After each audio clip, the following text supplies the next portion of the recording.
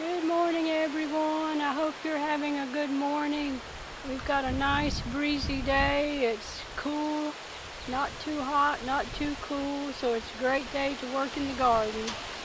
This morning I've got something very important to talk to you about.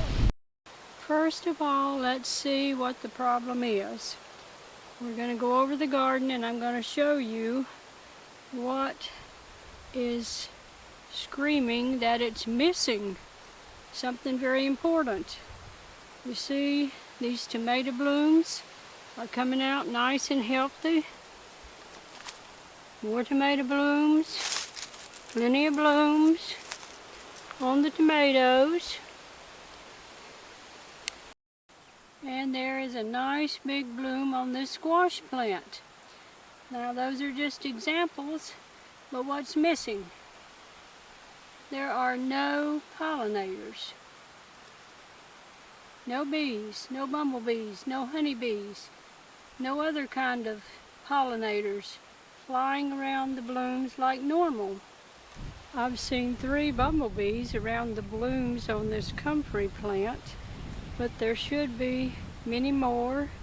There should be many more over all the blooms in the garden. These tomato blooms can set some fruit without the pollinators because of action from the wind, but not as much as if there were the pollinators working on the blooms also. So it can mean a decrease in our yield here in our family garden, but for the farmers who grow lots of food for everyone to eat, that can cause a huge decrease in the yield. That is why everyone who likes to eat should be concerned about the pollinators disappearing. And if something has happened to the pollinators, then is that something working on us and our health? So let's look into this a little more deeply. Bees and pollinators play a critical role in our food production system. More than 100 U.S. grown crops rely on pollinators. The added revenue to crop production from pollinators is valued at $18 billion. Bees are the most effective and important pollinators. They pollinate our crops, providing us with 1/3 of the food we eat.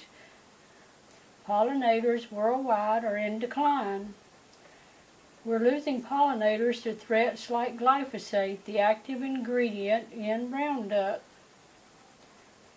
Not only are chemicals used prolifically in agriculture, they are also used indiscriminately by homeowners. Pesticides, herbicides, and a lack of habitat are all threats to our pollinators. Now you know the problem, but how can you help? Easy.